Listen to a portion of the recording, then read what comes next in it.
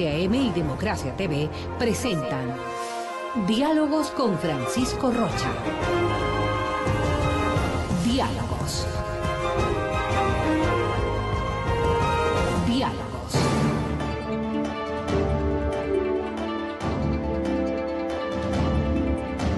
Buenas tardes, amigos, estamos encontrándonos para iniciar diálogos y les habíamos anticipado ya que a propósito de la creación de la Facultad de Ciencias Sociales de la Universidad Central del Ecuador, era bueno conocer cuál es el proyecto, cómo se va a desarrollar, cómo se va a integrar al tema del país y cuáles son, yo diría, las perspectivas en virtud de la creación de esta facultad. Nos acompañan el decano y el subdecano de esta facultad, el señor doctor Francisco Hidalgo y el doctor Rafael Polo. Se integrará a este diálogo también Milton Luna para ver cómo se va engranando el tema de las ciencias sociales. El presidente de la República ha dicho que como que fuese ya más que suficiente lo de ciencias sociales y que hay que ir un poco más a temas técnicos.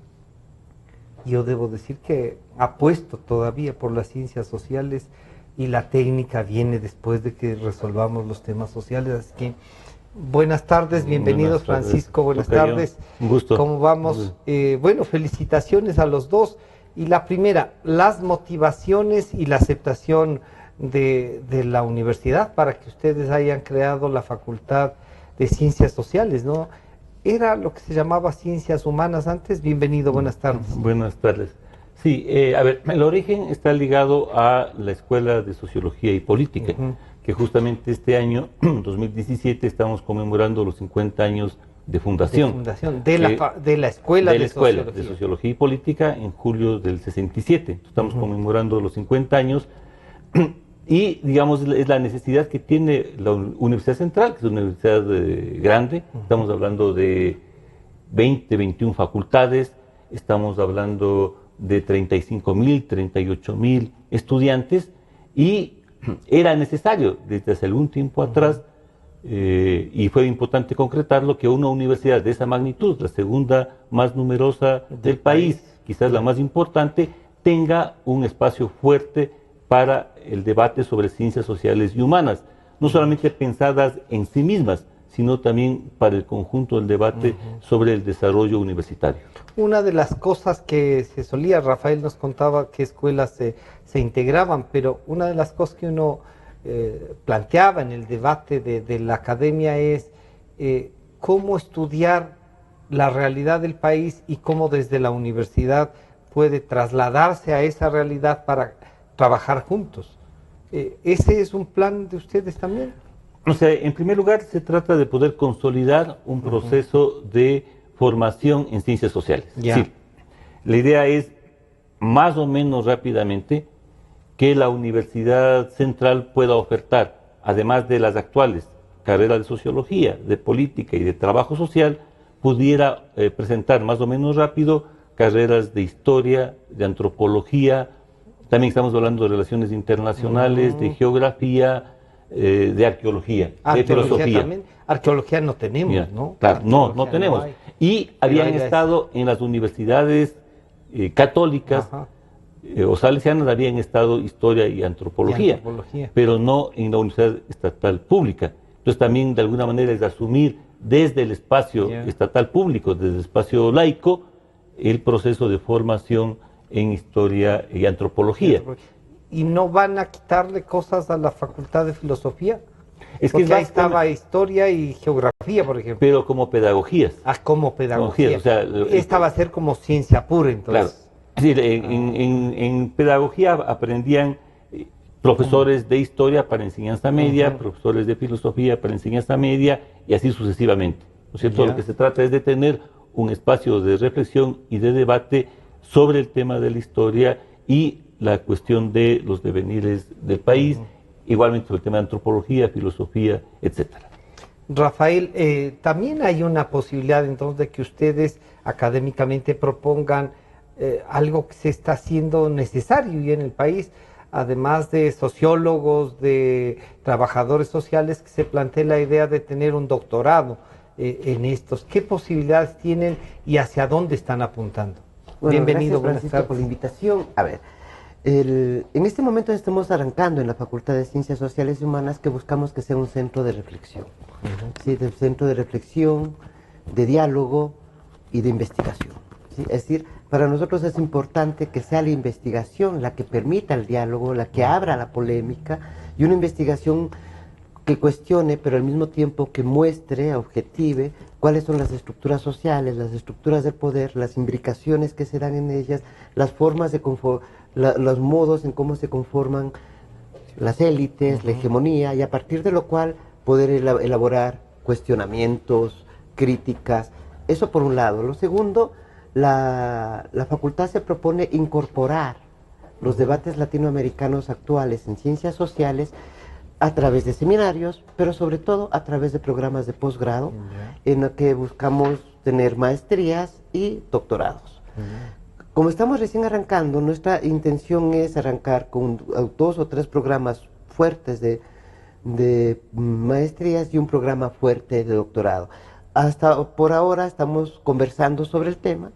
Posiblemente un doctorado sea alrededor de lo que se conoce como geografía crítica o pensamiento crítico contemporáneo, cuya figura que ha aceptado participar en la elaboración de ese doctorado es David Harvey, ¿no? En las maestrías, digamos, buscamos maestrías de investigación y maestrías que generen textos, una artículos. consolidación de sociología política. No, una ser así? consolidación del campo Del de las campo, ciencias ya. sociales en la búsqueda de diálogos transdisciplinarios, ¿no es cierto? Las maestrías como un espacio del diálogo transdisciplinar y los proyectos de investigación como una realización de ese espacio, es decir, en la que pueda dialogar los antropólogos con los historiadores y a su vez los dos con Producir filosofía. una visión filosófica. La filosofía es necesario como herramienta de fundamentación. Ya. La filosofía se pregunta sobre la actualidad de modo permanente, pero esto es una pregunta sobre la actualidad de los sistemas de pensamiento, la actualidad de los conceptos, la actualidad de la estructura del mundo y cómo en esta estructura se conforman los sujetos o los saberes, y en base a esa interrogación advertir, ¿sí?, las tendencias, advertir los devenires, como decía Francisco hace un momento, pero también percibir los futuros posibles, ¿no? La filosofía quizás es el saber más crítico en la medida en que se interroga su propio mecanismo de interrogación, pensando siempre la actualidad. Le damos la bienvenida a Milton Luna, habíamos anunciado de inmediato, pero se integró rápidamente. Milton, bienvenido, buenas tardes. Pero estamos saludando primero la creación de esta Facultad de Ciencias Sociales en la Universidad Central, la estructura que están, los planteamientos que tienen. Vamos a acudir a la experiencia entonces ya de el tratamiento de las ciencias sociales. ¿Le hace falta al Ecuador una consolidación para generar pensamiento propio con estas ideas que Rafael nos dice de echar mano a la filosofía para pensar? Y Francisco nos dice, sí, pero tenemos esto y hay que aumentar la antropología, hay que aumentar otras carreras para tener una línea. ¿La educación social es indispensable o, como dice nuestro presidente, yo decía... Saliente. Es saliente, sí. Sí. Oigan, paren de esto. ¿Qué es esto? Bienvenido, Milton. Buenas tardes. Gracias, Francisco. Gracias aquí a los colegas. Los estudios sociales, las humanidades, este momento están en absoluto riesgo. No solo en el Ecuador, sino en todo el mundo.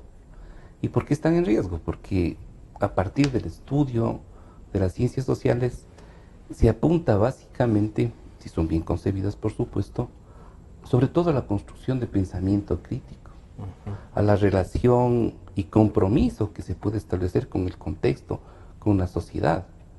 Entonces, hoy por hoy está de moda, iba a decir, pero bueno, es una tendencia muy fuerte en el mundo que está presente desde hace rato, ¿no? Pero hoy con mucha más agresividad, el hecho de constituir a los espacios académicos, particularmente las universidades, y los sistemas educativos en funcionales al mercado y a la constitución, entre comillas, formación de las personas en calidad casi de elementos y factores que sigan la banda de producción y del mercado, ¿no? Es decir, mientras menos tengamos personas que piensen, que reaccionen, mientras tengamos médicos, ingenieros, científicos que solamente sepan de la técnica, pero no tengan ningún compromiso con la realidad, esto finalmente favorece a las relaciones del capital.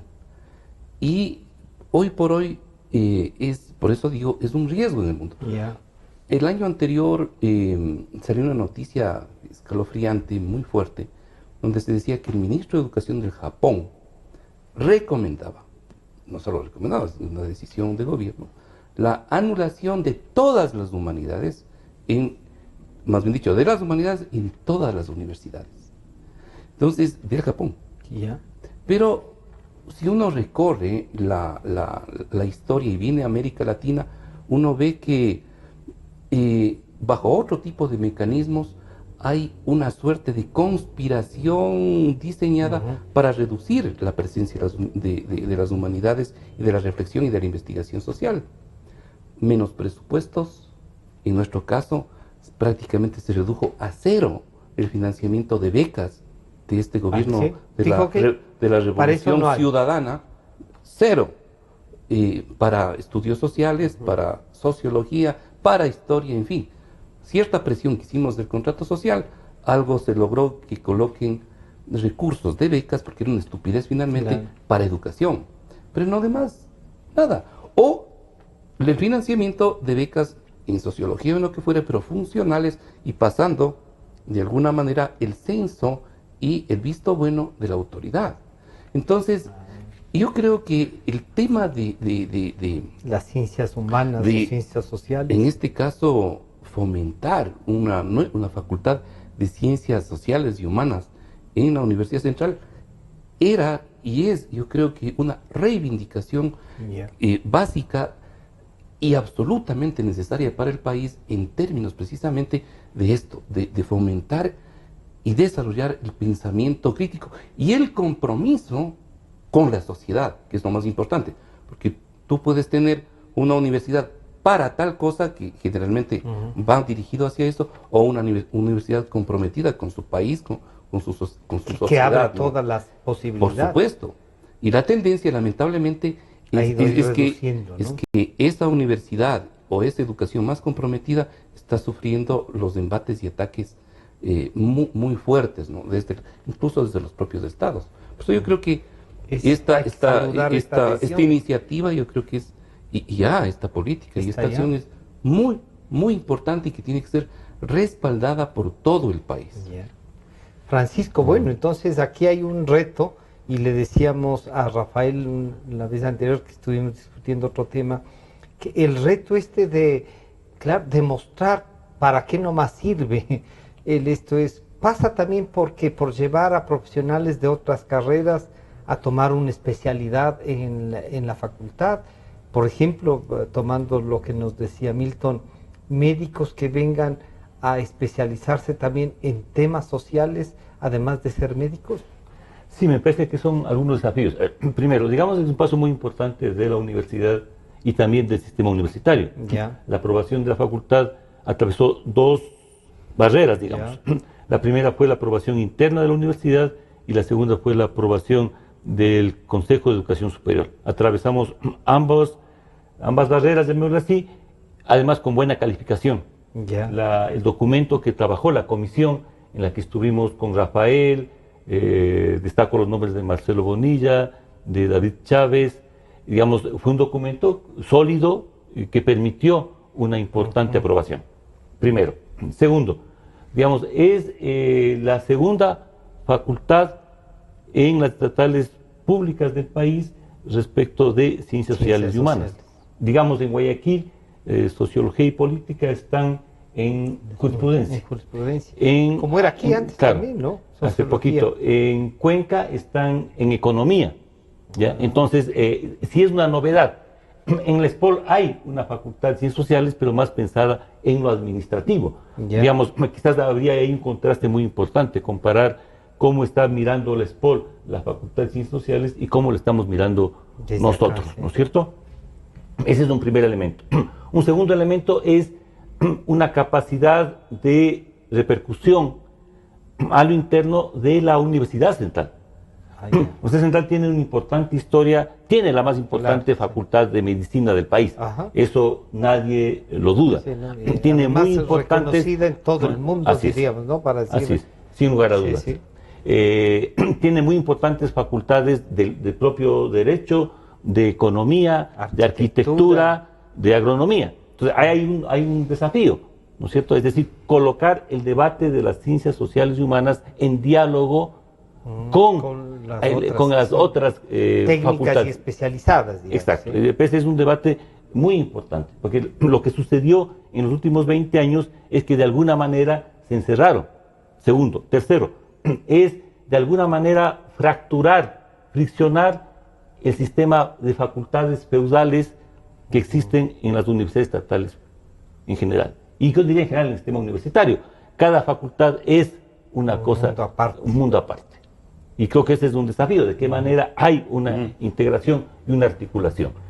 En cuarto lugar, nosotros estamos en este momento a su vez empeñados en un tema de innovar lo que sería las mallas curriculares, para poder tener no una sumatoria de carreras, donde por un lado están los historiadores, por otro los antropólogos, sociólogos y politólogos, además conociéndonos, cada uno arma rápido su propio esquema y su esquema. Y su grupo. Y su grupo. Entonces, digamos, ¿de qué manera? Sufracción.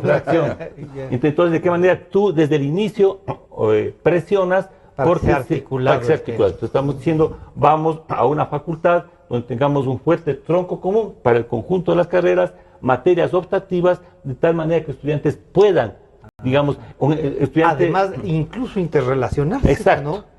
¿Ya?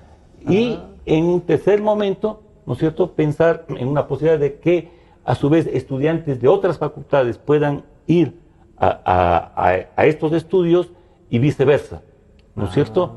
Ya, Es decir, tomar digamos, una especie de especialidades de cada, valga la redundancia, o sea, si hay un médico patólogo, ¿cómo va a tratar antropológicamente el tema? Por exacto. ejemplo? Y hay Podría una optar preocupación por algo. interesante, o sea, digamos, reconozcamos que ha habido importantes aportes. El propio señor rector, Fernando Sempertegui, tiene una formación de médico con una visión también, no solamente de visión, sino una formación social. Digamos, me parece que ese es un enorme desafío.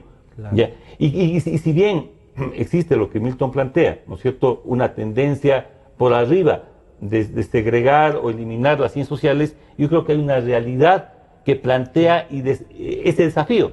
No puede haber desarrollo científico tecnológico que no esté imbricado en el estudio de la sociedad. Rafael, este estudio de la sociedad que nos puede llevar, ¿despertará la política como para generar desde ahí, desde el pensamiento, lo que hemos de hacer como país? Yo quisiera referirme a algo que señaló Milton Por favor. con bastante claridad. ¿Sí? A nivel mundial, las ciencias sociales, sobre todo la filosofía, están siendo perseguidas por el gobierno de la tecnociencia. Es decir, hoy vivimos un mundo gobernado por la tecnología, ¿sí? Y la tecnología ha subordinado la producción de ciencia. Es decir, hoy es más importante... ¿Han mecanizado a la gente? No solamente mecanizado, sino que hoy es más importante producir instrumentos tecnológicos que producir conocimientos científicos, ¿no? Y eso ha llevado a algunos filósofos a hablar de la ausencia de la ciencia, ¿sí? En un proceso donde los departamentos de ciencia ya no están en su mayoría en las universidades, sino que forman parte dentro de las grandes empresas. ¿Sí? O sea, los departamentos privatizaron no solamente el está tema de la privatizada, ciencia. La privatización de la ciencia viene desde 1940 en adelante, ¿no? Sobre todo en empresas farmacéuticas, en empresas de guerra, en empresas robóticas. Entonces los científicos trabajan como parte de un departamento de una empresa y su conocimiento no es socializado y por lo tanto no puede ser discutido en términos sociológicos, incluso históricos, de los efectos sociales que produce, ¿no? Parte del reto que nosotros asumimos es justamente interrogar a esta sociedad de la tecnociencia y el tipo de sujetos que genera, por una parte. Porque además produce efectos políticos. Claro. ¿Sí? En el manejo de estadísticas, en el manejo control, ¿no? de las redes sociales, en la forma de control de las redes sociales, de la acumulación de la información que se hace ahí, de la velocidad de los acontecimientos, ¿no? O sea, acontecimientos hechos para desvanecerse. Y por lo tanto, eso genera también una ausencia de memoria social, Claro. una ausencia de referencias históricas, y es justamente ahí donde las ciencias sociales deben entrar digamos así, a combatir, a enfrentar, ¿cierto? A descubrir y a defender las memorias. Por otra parte, hay que pensar la política. Y pensar la política no significa solamente pensar las escenas de la política, sino pensar los modelos contemporáneos de los estados, las formas contemporáneas de estructuración de las regiones, los modos de imposición de reglas institucionales, de reglas políticas a nivel global, ya no nacional, de la unidad de análisis es el mundo ahora, ya no es el Estado nacional, y desde esa perspectiva implica también un proceso de reinvención de las ciencias sociales en todos sus componentes, ¿sí? Porque necesitamos ver interacciones de corto espacio, ¿no? En el mismo espacio nacional, pero también interacciones globales, de cómo el descubrimiento de una bacteria y su cura afectan al mundo, no afectan solamente a una región. Y ahí tenemos muchos retos, ¿no es cierto? Tenemos muchos retos, sobre todo en un campo de las ciencias sociales en el Ecuador que no ha terminado de consolidarse, que nuestros diálogos interdisciplinarios no han logrado desplegar con plenitud, ¿sí? Pero ese es parte de nuestro reto, ¿no? Además, defender las ciencias sociales en un momento de crisis de la ciencia, en un momento de crisis de los modelos tecnológicos. ¿Y de ataque puede ser? Más bien de crisis, de redefinición de sus objetos, ¿no? De redefinición de sus prácticas. Porque la idea actual es subordinar las universidades a los procesos productivos transnacionales. Incluso en nuestra Constitución, las universidades se reducen a producir sujetos técnicos para la reproducción del modelo productivo. Y ahí encuentras un límite. Es una visión tecnocrática, pero no es una visión ni crítica ni tampoco científica. Tampoco. Milton, ¿puede ser entonces que hay aquí un poder medio oculto que no quiere gente crítica, que quiere gente ordenada, que sea especializada? Yo creo que así? no es tan oculto. ¿No? Más bien está clarito. Está clarito y creo Pero que no ha sido en ese sentido absolutamente, no sé si transparentes, pero creo que el Más modelo bien muy modelo es muy definidos. claro. Es decir, Pero no es capitalismo puro eso, sino porque también de los otros lados del pensamiento han querido homogenizarnos, han querido... así es. Yo no sé, es decir, aquí es un reto ya para las Sí. ciencias sociales de interrogarse sobre el carácter de lo que ha venido en términos de Pasando. cómo ha jugado el poder y su relación, en este caso, con las universidades, con la ciencia, con la educación, con el sistema educativo. Lo que sí es claro es que efectivamente se ha ido asentando en el país. Por ejemplo, hablar de Yachay, Ajá. estamos hablando de lo que de alguna manera Rafael señalaba, es decir, es un modelo que se expresa en una institución cuyo concepto fundamental es la Es producción finalmente, entre comillas, de patentes, que no es ciencia, pero ligada con seguramente las necesidades del mercado, no seguramente, absolutamente en las aspiraciones ligadas con el mercado mundial y con las necesidades de las grandes multinacionales, Claro. que son las únicas que te podrían comprar determinado tipo de producto para eso. Es el famoso bioconocimiento, pero está clarito en el Plan Nacional del Buen Vivir. Entonces, se quedó el buen vivir y los conceptos de filosofía ancestral andinos en el papel, y el modelo que se ha estado aplicando precisamente, yo no sé si es un modelo exitoso finalmente, pero es un modelo educativo que, partiendo de esta gran aspiración de crear este tipo de educación, de ser humano funcional hacia eso, ha comenzado y comenzó sus ejecuciones adoptando un instrumento clave en la homogenización de todo mundo hacia el modelo, Claro. que son los grandes sistemas de evaluación. Entonces, los sistemas de evaluación, tanto a profesores, pero fundamentalmente a los chicos, homogéneo, todo mundo lineal. tiene estándares de calidad, se dijo, pero estándares de calidad referidos a un tipo de cosas y fundamentalmente a ordenar a la gente, y en donde el sentido básico es el sentido de quitarle a la gente su identidad, sus raíces, su capacidad de pensar, su capacidad finalmente de reflexionar, junto a otro tipo de elementos que se han asentado con el modelo, que básicamente es la succión de todo el oxígeno democrático que, mal o bien, fue creando el país durante décadas. Claro. Es decir, quitas las relaciones democráticas y asientas un modelo y por su homogeneizador, y tienes a la larga montándose un sistema de control, de vigilancia, de homogeneización, justamente para generar... Milton, eso sería que el jóvenes, capitalismo y la izquierda en eso comparten lo yo mismo. no sé si esto sea izquierda O en de- realidad. ya. Es decir, esa es la gran confusión. Es decir, una cosa es que canten al Che Guevara y otra cosa es que simultáneamente se haya estado profundizando el modelo extractivista, Claro. que van y O sea, atacando que los choca derechos hasta con la humanos. boina. Claro.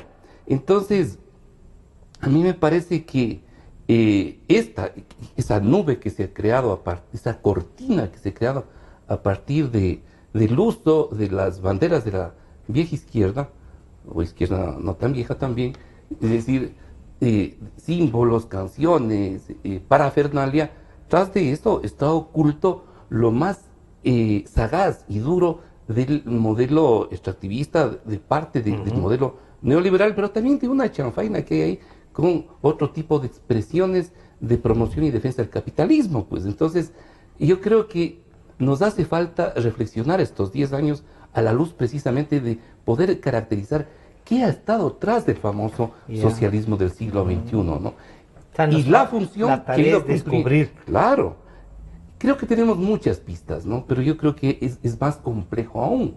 Entonces, tras esto, tú tienes efectivamente unos 10 años donde se ha ido asentando una cosa que no creo, yo creo que ahí puede venir una discusión, que así haya sido un modelo exitoso, porque finalmente lo que has ido teniendo es lo mismo de siempre, pero peor en algunas áreas, ¿no? Encima de eso empeoraron. Claro, es decir, eres de ser humano funcional a ni sé qué, mentira, porque finalmente ni la famosa ciencia, ni la tecnología creada en esta dimensión, yo creo que, o si no, preguntémonos, ¿qué ha sido el IHE hasta este rato? Si no, ¿Cuánto ha preguntémonos, costado?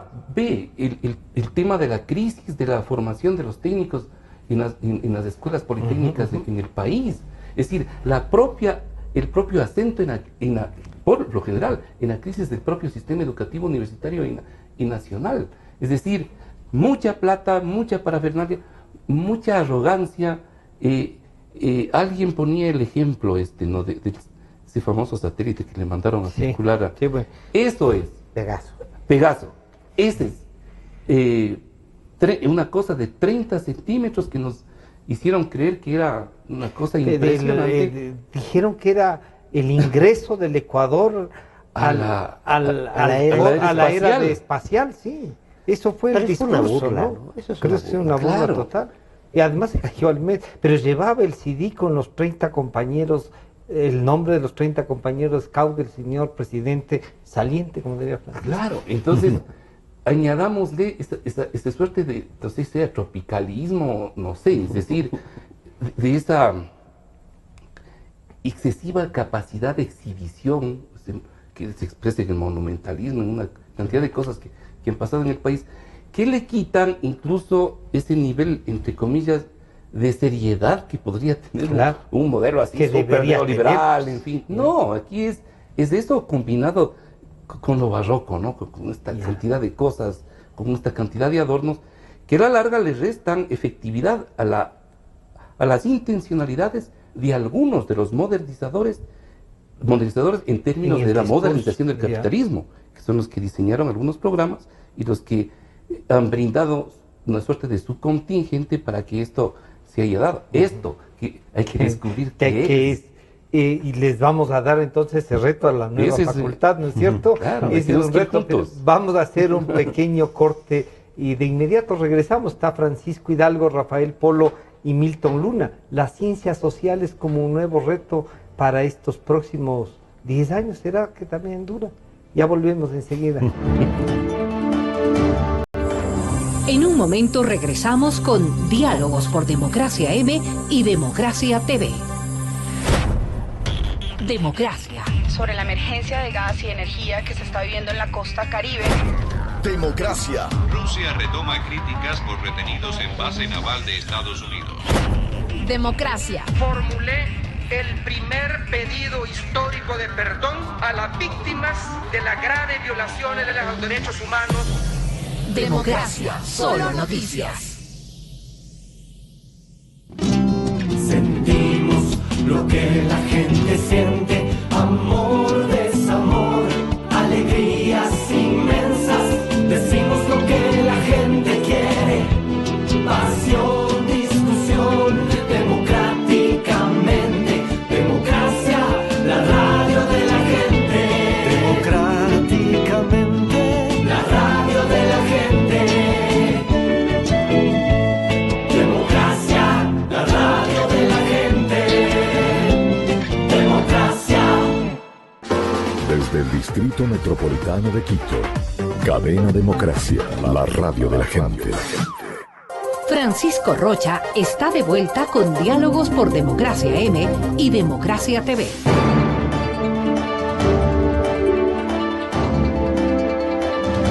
Estamos de regreso con Francisco Hidalgo, Rafael Polo y Milton Luna. Francisco, entonces, pero la facultad va a tener que tomar contactos también con los colegios, porque la educación pasa por ahí. ¿Cómo incentivar a una memoria, digamos, no una memoria, cómo incentivar la crítica de estos que han de ser los nuevos ciudadanos y que han de llegar a la facultad de ustedes? Yo quisiera destacar dos elementos. Uno, me parece que ha quedado claro en los últimos 10 años la importancia de las universidades públicas históricas. Ya. ¿No es cierto? Es decir, la resistir. Claro, la apuesta que hubo por las llamadas universidades emblemáticas creo que en general fracasó.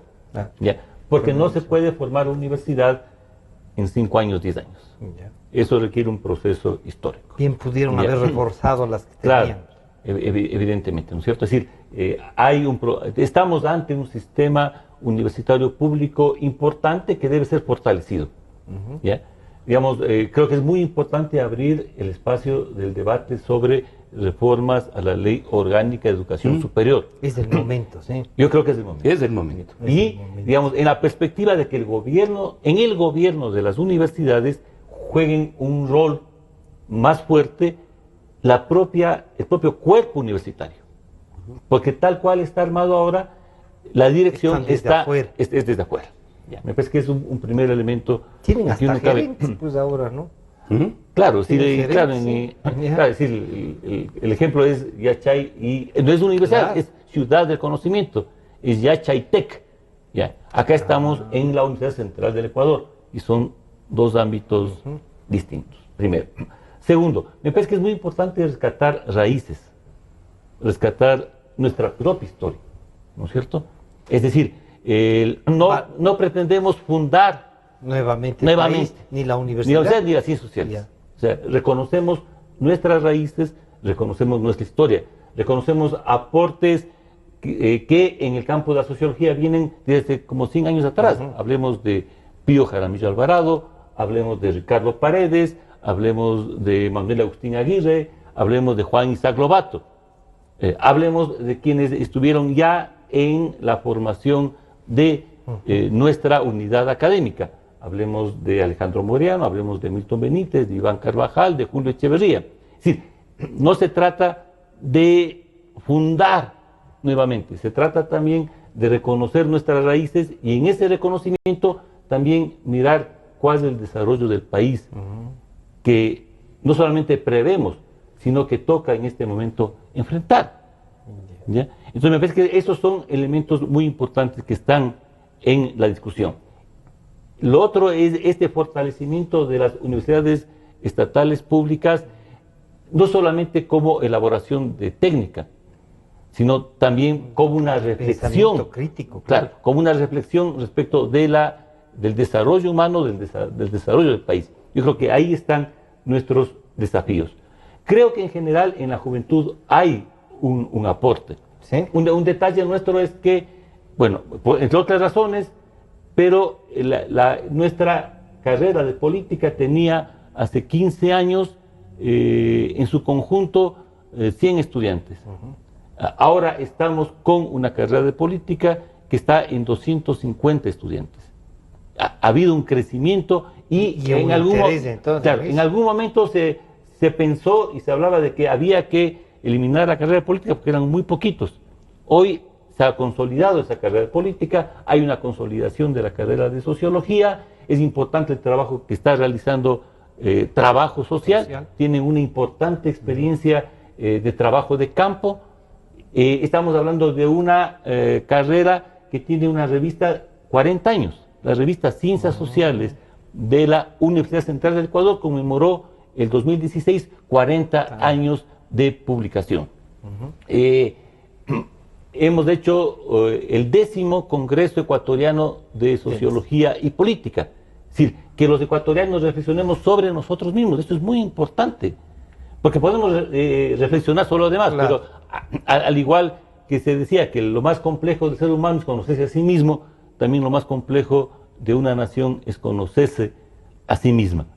Y aquí una cuña publicitaria, ¿no es cierto? Es decir, nosotros aspiramos, digamos, para inicios del mes de julio vamos a publicar los 4 tomos, publicamos 4 tomos de las memorias del 10º Congreso de Sociología bajo el planteamiento Desafíos del Pensamiento Crítico en Ecuador y la región. Rafael, estos desafíos del pensamiento crítico pasan por promover que en la ciudadanía justamente entremos a conocernos, como ha dicho Francisco, pero además académicamente, no renombrar las cosas, sino rescatar, porque hemos hecho cosas muy buenas. Yo creo que lo propio la Universidad Central. Yo creo que no hay que tener miedo a renombrar las cosas siempre y cuando se las haga desde una perspectiva reflexiva y crítica. No sea de publicidad. No, o sea, no se trata de generar espectáculos, se trata de generar conceptos, se trata de retomar conceptos que se han ido construyendo en la tradición intelectual, reflexiva e incluso política del país. ¿Sí? Se trata de dejar de hacer crónica y empezar a hacer trabajos reflexivos, capaces de repensar, reimaginar, por ejemplo, lo que fue el proceso de la revolución alfarista, lo que han sido estos 10 años en términos de imaginería técnica y de poca realidad institucional. Me parece que se trata de reconectarnos también con la población en términos de explicar un poco las tareas de la sociología, lo que hace un historiador, lo que hace un antropólogo, lo que podría hacer un filósofo, ¿sí? Pero en un diálogo, como decía hace un momento, ¿no? Respecto a la actualidad, pero la actualidad es estructuras sociales, estructuras técnicas, estructuras políticas, estructuras lingüísticas, ¿sí? Formas de construcción de la memoria social, formas de cosificación también, de cómo el Estado cosifica una memoria y alrededor de eso construye una legitimación que opera de modo invisible, aparentemente, etcétera. O sea, las ciencias sociales... Pero que no se genera una historia que es irreal, pero que nos la ponen ahí. Hay que debatir la historia, hay que combatir en la historia, combatiendo ciertas visiones, digamos, una visión que opera en forma de crónica para justificar la presencia ineluctable de una revolución ciudadana, ¿no? Hay historiadores que han hecho esa tarea en nuestro medio. Más bien, combatir la historia es mostrar cómo los acontecimientos están atravesados por relaciones de poder, por construcciones de sociedades, por construcciones de futuro, pero ahí hay combates. O sea, no puedes romper con esta visión unilateral, ¿sí? De la historia, ya sea del progreso, sino que genera una tensión mutua del pensamiento. Reconocer que el pensamiento es polémico. O sea, en el campo del pensamiento social, la polémica es sustancial. Es polémica no solamente con respecto a los efectos que produce el conocimiento en el campo social, pero si llega a tener acuerdos o solo es polémica. No sé si funciona el consenso en el campo de las ciencias sociales, pero funciona la posibilidad de, construir un paradigma no es sencillo. Y que ese paradigma opere y genere conocimiento pasan 10, 20, 30 años. Y tal vez a los 30, 40 años uno puede percibir el agotamiento de ese paradigma, ¿sí? Y eso es parte del proceso de construcción y de la vida de las ciencias sociales en encontrar nuevos objetos de estudio, en establecer nuevas vinculaciones con la sociedad, en realizar una nueva forma de entender la crítica y de ejercer la crítica y de movilizarse a través de la crítica son parte consustancial de las ciencias sociales. Ahí la polémica es su propia necesidad de crecimiento, evitar la polémica e imponer un formato de véngase de donde venga, ¿sí? Es generar una mirada, digamos así, unilateral, ciega, y que mutilada de la realidad, es decir, ya sea una visión hiperliberal, ¿sí? o una visión hiperestatista, la que sea, fracciona, porque la ciencia siempre ha sido polémica, necesita de la polémica para su crecimiento. Incluso en ciencias aparentemente donde la polémica no existe, como la química o la genética. Las propias matemáticas. ¿Sí? O la matemática, ¿no es cierto? O la lógica. Claro. Fíjate, el siglo XX vivimos una gran revolución en el terreno de la lógica. Pero en las ciencias sociales eso es consustancial. Milton, un desafío que va a ser, a ratos, y te digo por una experiencia, una pregunta, ¿no? Que nomás estudió periodismo y las especialidades en antropología de la comunicación, ¿y en dónde trabaja? ¿Qué hace? No, cuéntenos qué es esto. ¿Cómo resolver esto de que la ciudadanía, pero sobre todo los jóvenes, a los que ustedes dictan clases permanentemente y les llevan al pensamiento crítico, encuentren ahí una realización también humana y la vinculación necesaria, no importa si van por la técnica, también opten por estas otras áreas para complementarlas? Y es que lo que hay que hacer es reconectar a la universidad, en este caso, con la sociedad y sus necesidades. Esa es la única solución. Eso te resuelve una cantidad de aspectos, es decir, no solo es reconectar o tener un diálogo con una empresa, que hay que tenerla, por supuesto, o un diálogo con el Estado, pero con la sociedad también. El punto básico es retejer, diría yo, ¿no? Y en este caso, el gran desafío de la universidad, y particularmente en este caso de las ciencias sociales, es ese retejer frente a sí mismas. Se ha hablado de la transdisciplinaridad, en fin. Hoy por hoy es imposible que tú realices un conocimiento más o menos sustentado sobre algo si no tienes una visión desde diferentes costados y un diálogo. Pero lo mismo que sucede frente al conocimiento, ese mismo conocimiento tiene que nutrirse de un diálogo y una correspondencia con la realidad en la que estás operando. Nosotros somos herederos, digamos, más mal que bien, por supuesto, de una universidad que paulatinamente se fue alejando por diversas razones, o le alejaron también. Que puede ser una estrategia además, pero claro, de dominación. Así es. Mientras tengas una universidad ahí haciendo o solo lanzando piedras, o no pensando, o haciendo patentes, no tienes pensamiento ni acción. Entonces el desafío es esa reconexión que va a permitir nutrir y volverles a las personas que salgan de la universidad efectivos participantes y generadores de una cantidad de necesidades que esa propia sociedad está demandando. Entonces, si lamentablemente tú estás pensando como modelo educativo, como modelo universitario, el mercado y el mercado internacional, yo creo que sí hay que pensar en el mercado internacional, pero por supuesto. Pero no puede ser lo único. Pero no puede ser lo único, y ese no puede ser el paradigma del modelo. Entonces tienes que construir. Hay enormes necesidades en el país, donde la universidad, y no estamos hablando de la central, sino del concepto general de universidad, tiene que establecer esas conexiones. Y ahí vuelves, por supuesto, a aparentes profesiones, sin mayor expectativa, le vuelves efectivamente indispensable. Mucho se habla del modelo educativo exitoso de Finlandia, ¿no? En términos de educación. Lo que a veces no se averigua es que... ¿Qué es lo que produce? El profesor se ha convertido, y también en otros de estos países que han puesto énfasis, han colocado el reconocimiento social y económico en el docente, en el profesor, como la persona probablemente mejor pagada. Entonces, hoy en nuestro país, pensar hacerte profesor es casi una locura para quien quiera tener una vida decente, ¿no?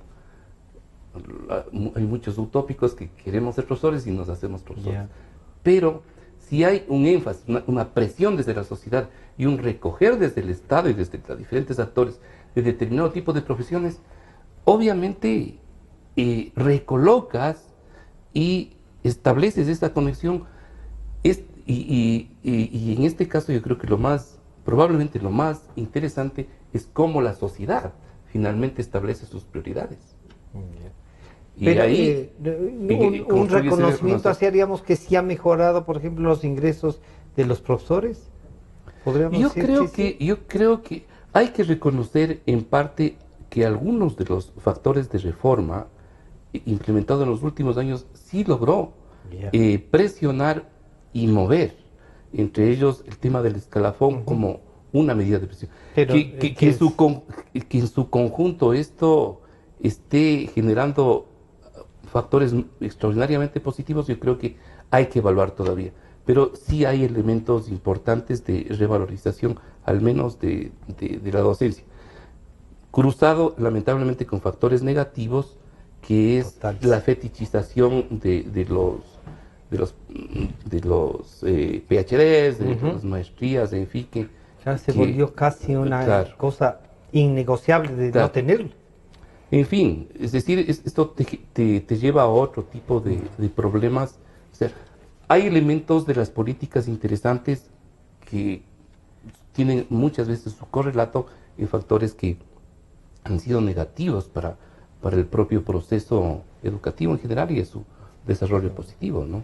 Francisco, este reto que están asumiendo y que lo han asumido ya, y claro, escuchándolos a los tres, uno dice, es de veras un reto.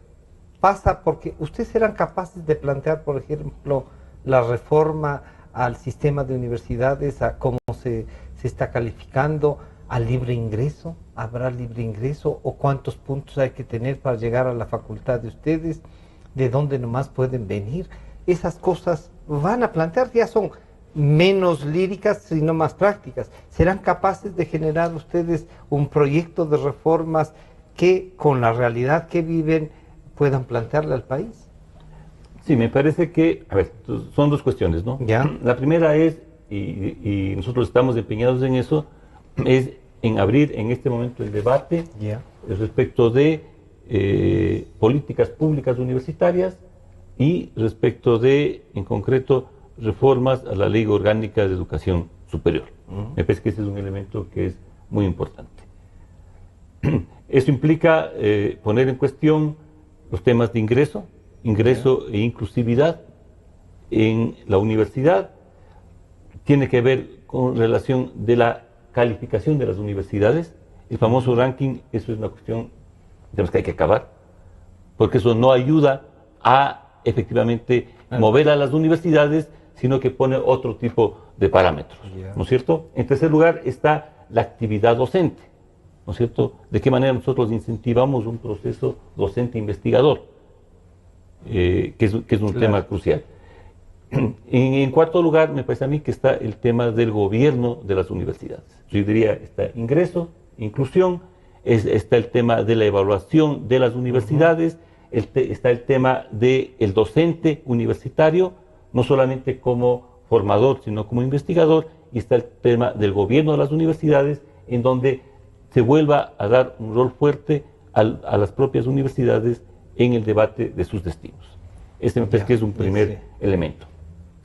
Un segundo elemento es el tema de poder también reformar a la universidad hacia adentro, porque habrá que reconocer que el gobierno de las universidades, entre 80, 90, inicios de los 2000, encerrado dentro del propio sistema universitario, no permitió una buena evolución. Un crecimiento de lo que debe ser la universidad. Y eso atraviesa, me parece a mí, por romper, por variar el sistema de la universidad vía facultades.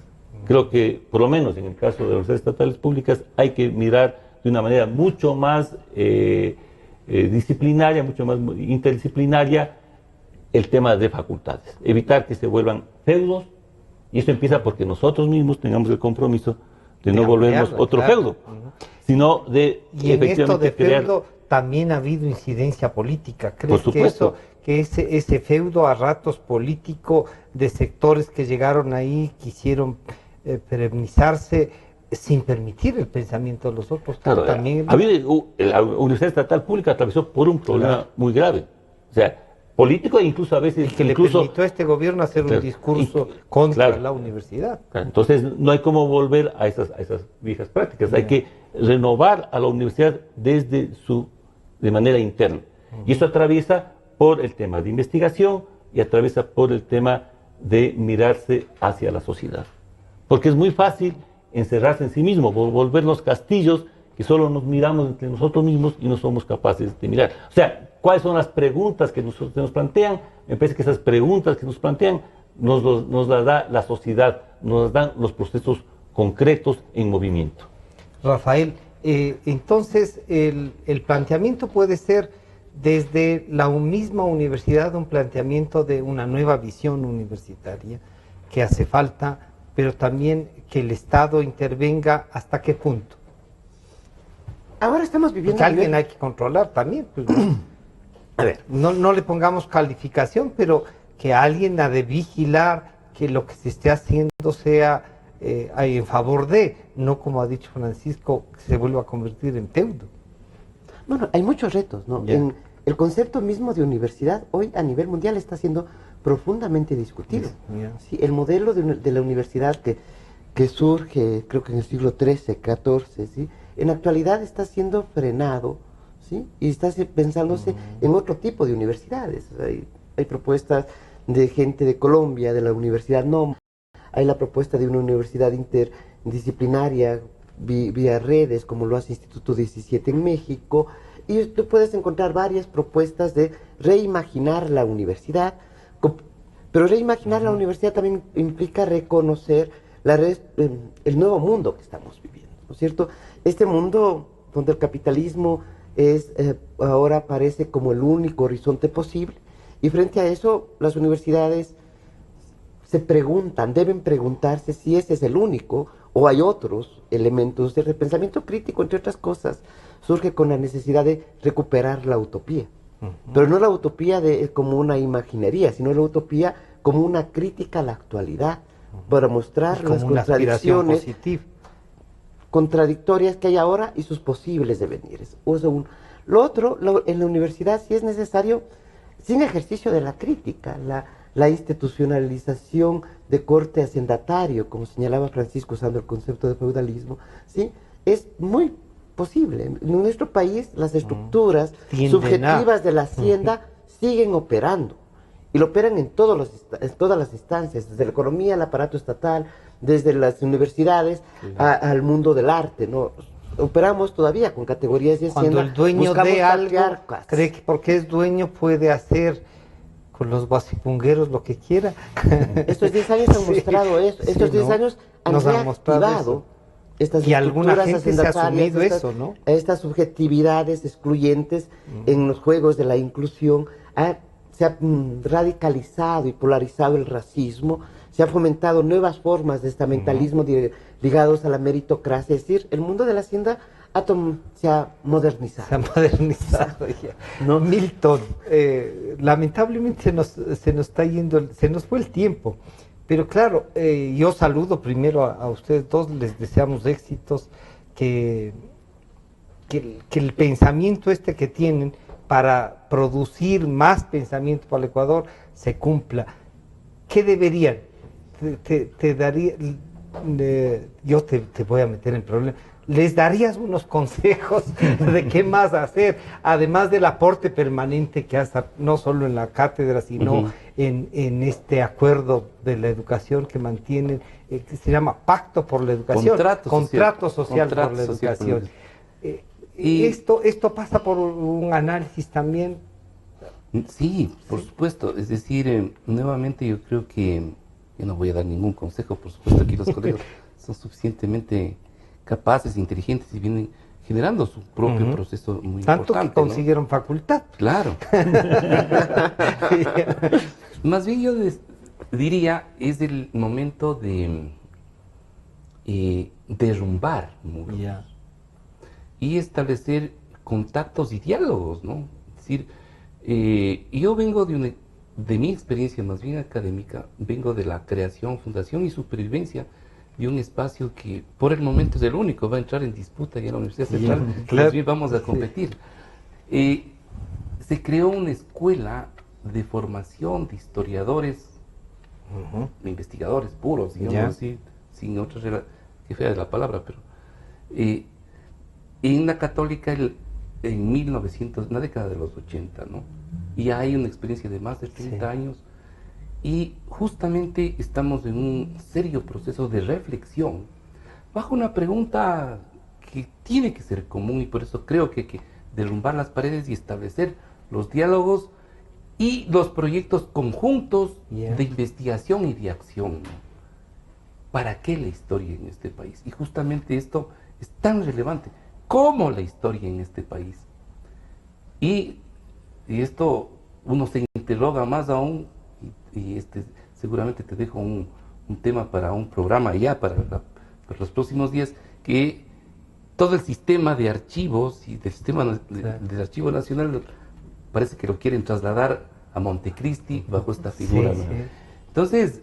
Bueno, se le ocurrió, perdón la interrupción, y bien traído el tema, se le ocurrió al ministro Arauz llevar el archivo histórico a Montecristi, sacar el área cultural de Loja, llevarlo a Machala, repartir, porque así se distribuye el conocimiento y el pensamiento.